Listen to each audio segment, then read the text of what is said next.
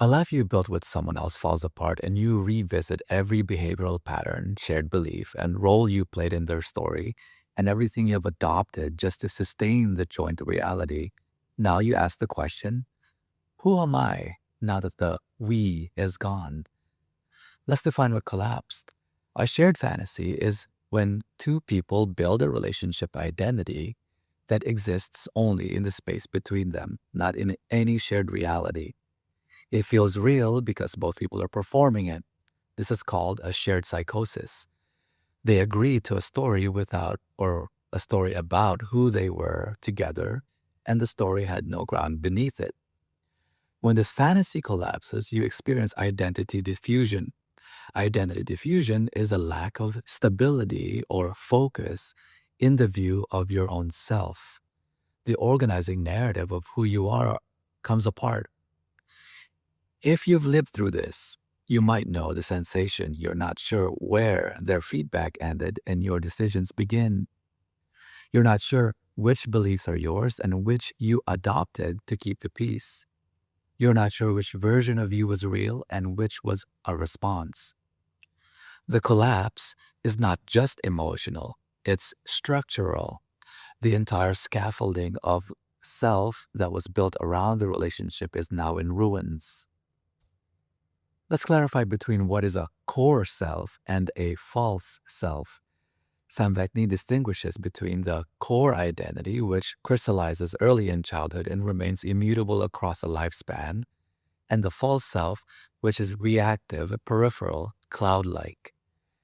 My clarification is that there is the false self in narcissism that's not pathological and subclinical, meaning it can't be diagnosed as narcissistic personality disorder, like what would be referred to as a dangerous type of narcissism, like malignant narcissist, or a covert narcissist that has malignant tendencies, but more of what Vectin refers to as a narcissistic style.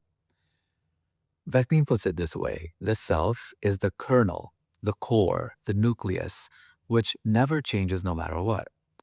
Behaviors are like tools, like instruments.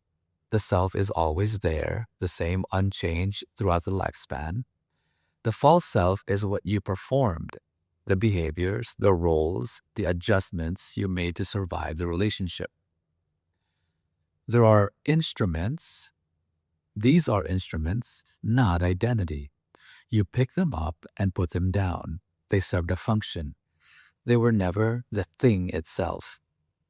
Saporno parallels this with the ego. Our ego takes the form of how we imagine other people see us. The ego being an avatar assembled from authority figures, from feedback, from the need to belong to something. A reframe you might consider is you were never the false self you performed. The apocalypse you feel after the collapse is not the destruction of who you are. It's the dissolution of what you are pretending to be. The rubble is made of the performance, not the person underneath it, and this is good news for you. Not everyone who survives shared fantasy collapse has the same experience. For some, the collapse is devastating in a different way. Vecnin describes a population that grew up with developmental disruption and formed what he calls the hollow personality. Not a stable false self, but a revolving series of reactive self states emerging from an absence. There is nobody there to answer who you are, where a self should have been, where an ego should have been. There is nothing but a crater. This emptiness at the heart of the borderline and the core of the narcissist is in lieu of identity. It is not a hidden self, it's an absence where identity should be. The hollow personality is the outside envelope, which is like a shell surrounding an inner void. The shared fantasy was not just a relationship structure.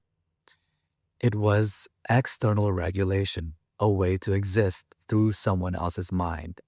The fantasy gave them a self.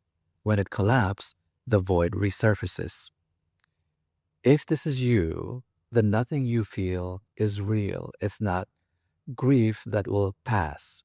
It is the absence you were always carrying underneath. The work is not to rebuild the fantasy. The work is to build something in the void for the first time.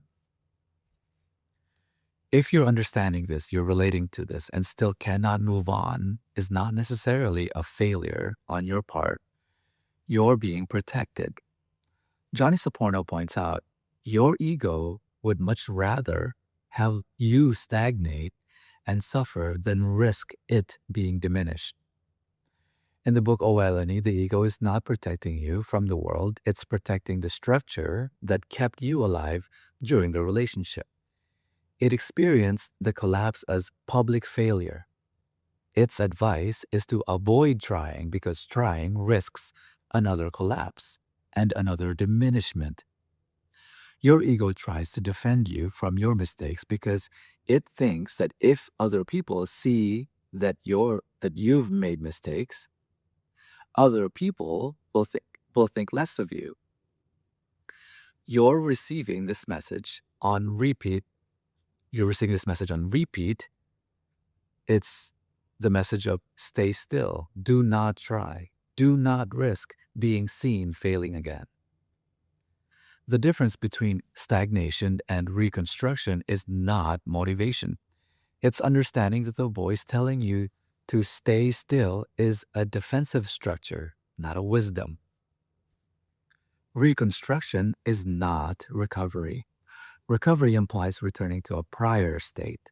You were here before the relationship and you're going to go back to that. But the research would say you may be standing further back than you thought. The rubble is not just the relationship, it may be the scaffolding you built before the relationship ever started. Reconstruction is an active choice to build something from where you actually are. Soporno points out, every attempt heals a success, and a success is the result of an attempt. Full stop. The attempt at a new behavior, a new boundary, a new expression of desire, even if it fails externally, succeeds internally because it yields information. You now know something about yourself you did not know before. That's a success. That is what the attempt buys you. Vecnin reinforces this. The self is immutable, but the self is also the source of agency. The self that survived the collapse is the self that gets to build. The false self, never had this capacity. It was reactive. It could only respond to what others did. The core self, the thing underneath all of the performances, that self can originate. That self can try. You have to end run your ego. You act despite its advice. The ego's recommendation to avoid trying has always resulted in failure. Every time you listened to it, you did nothing. Nothing happened. No information came back. No self was discovered. The failure you were trying to avoid is the only thing you actually experienced. The ego was wrong. Every time you did not try, you failed by the only standard that yields anything real. The biggest mistake you ever make is fearing making mistakes. And this is the move. You do not defeat the ego, you simply notice that its advice has never worked. And then you act anyway, not because you're brave, it's because the math is clear. The only genuine failure is the failure to try, not the failure of the attempt, the failure to attempt. I'm not trying to be motivational here. It's a structural claim about how information works. If you do not try, you receive no new information about yourself. If you try, you always receive information. The attempt itself is the success.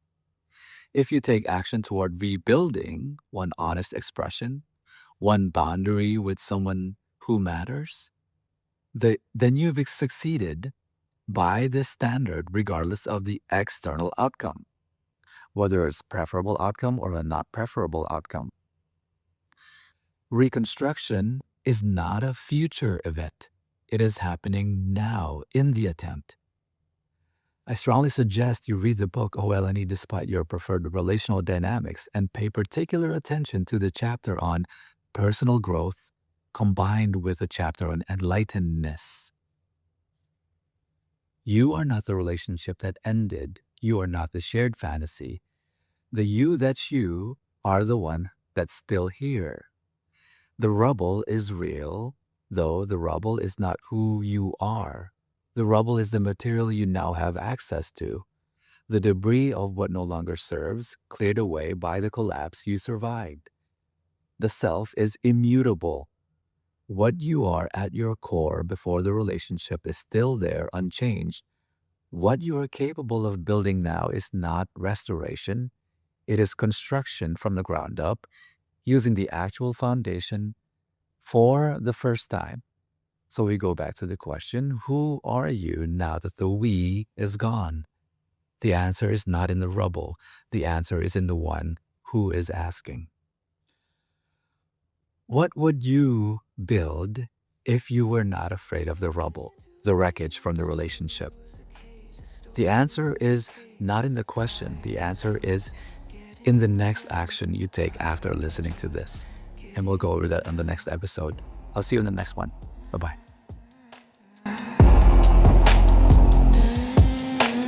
Leave the shared fantasy, leave it in